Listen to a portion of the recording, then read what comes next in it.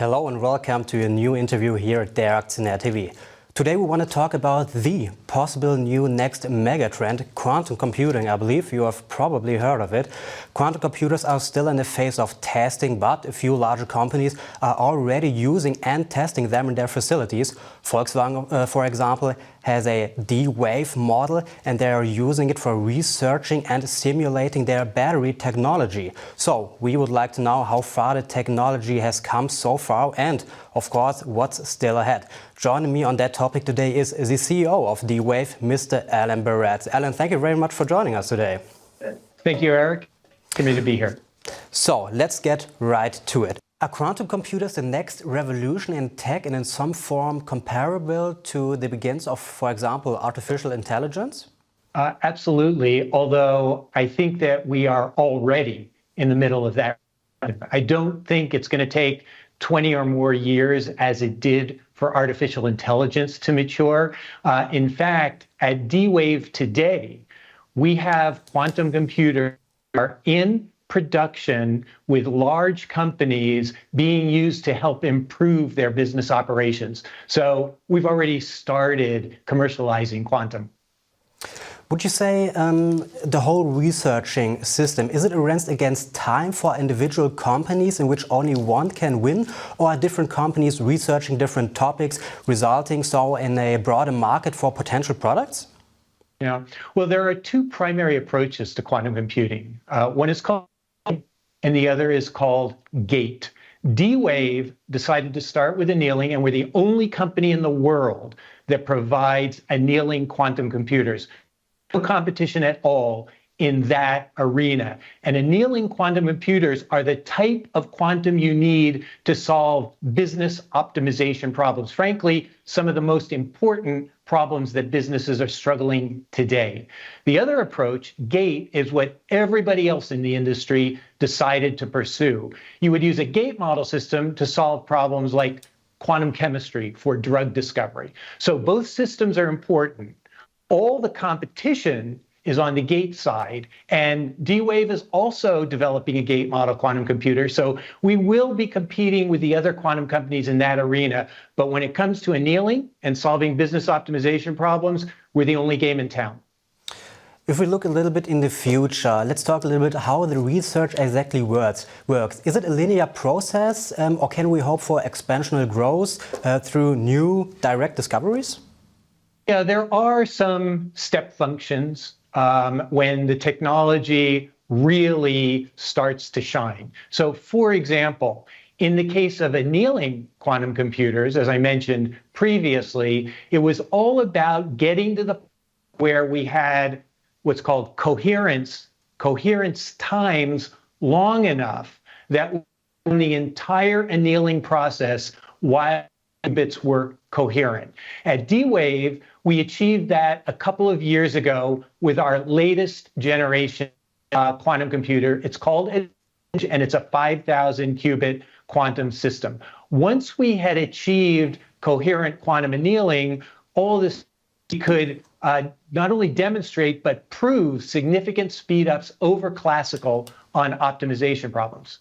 For gate model, it's all about action. Until we get to error correction, gate model systems will not be able to solve problems. There's no evidence at all that a gate model system without error correction can do anything useful with respect to real problems. So in that arena, it really is about error correction, and we are 5 to 7 years away from seeing that. But once we see that, then we'll start to see applications take off on those systems as well. Well, that sounds very good. I think it's very important, especially for shareholders, to have a specific time frame so that we actually can look in the future. So, I already said the industry is already using quantum computers sporadically. Will this new technology replace our current ones, or will it work hand in hand with today's technology? It absolutely works hand in hand with today's technology. The best way to think about quantum computers is as application accelerators. It's similar to GPU processing units, where they basically accelerate the hard computation associated with things like machine learning or blockchain. They don't run the full application, they run the hard computational core. Quantum computers will be very similar to that. They will be used to basically accelerate, improve the performance of the hard computational core of applications. Let's talk a little bit of financial side. Buying a quantum computer means a large investment for the companies. Would you think it would be possible to offer this as a cloud solution for someday, which companies maybe could subscribe to? So we do offer it as a cloud service. In fact, you cannot buy a D-Wave quantum computer. We do not sell them. We make them available in our quantum cloud service. We have our own quantum cloud service. It's called Leap. And all of our customers access our quantum systems through that service. Now, it's not that we are opposed to selling processors. It's just that we think right now the best model for allowing customers to get engaged with quantum at a reasonable initial price point and then grow in their use of quantum over time is through a cloud service. At some point in the future, if a customer wants to buy a system for a particular application and a good reason, we could well sell them. But today, it's all about the cloud service. When would you think that could happen? Maybe in that given time frame of 5 to 7 years, that maybe the bigger companies are actually buying a quantum computer? I really think it all depends on the application, the ROI.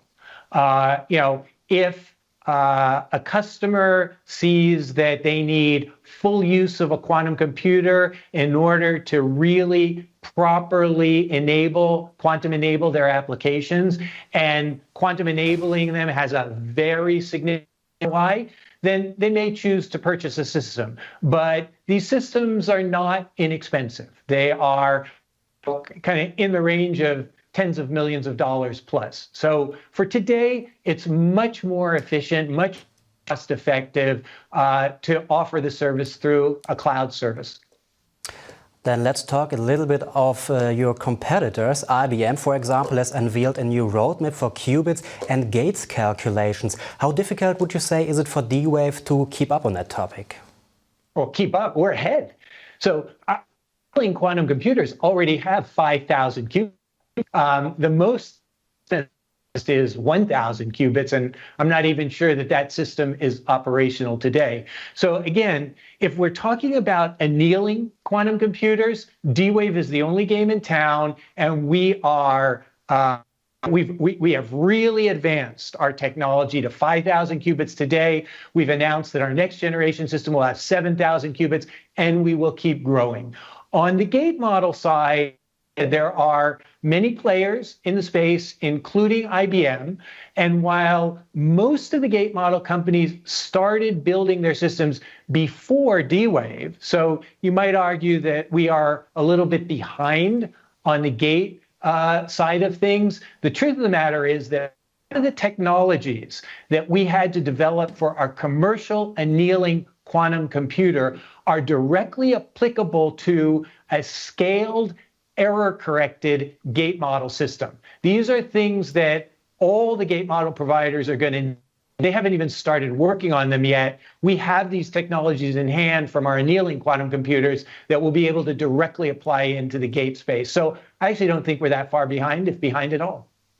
Yeah, you already said you're ahead in qubits, of course, 5,000. There are, of course, other competitors. Then, or next to IBM, Rigetti is a big name. What would you say if we not only talk about the computers, but especially about the company itself? I mean, you want people to buy your stock, of course. Why should investors choose D-Wave over the other ones? So first, we are the only company in the world that does annealing quantum, and that means we're the only company in the world that can solve business optimization problems, which represents a huge portion of the quantum market. It's ours exclusively from a perspective. Second, we are commercial today. Our quantum computers have progressed to the point where we can get real business applications at production scale. So we have customers like Pattison Food Group, a Canadian grocery chain, Vinci a large construction company in Europe, Interpublic Group, a very large advertising and promotional firm. These are all companies that are actually working with our quantum systems today on real business applications. Yes, in terms of commercializations, are you seeking to create a stable linear income, or do you expect individual quarters to be much stronger than the other ones? Yeah, so our business model has two components to it. Professional services, where we basically help customers to build their applications, quantum enable their applications, help them to move into production.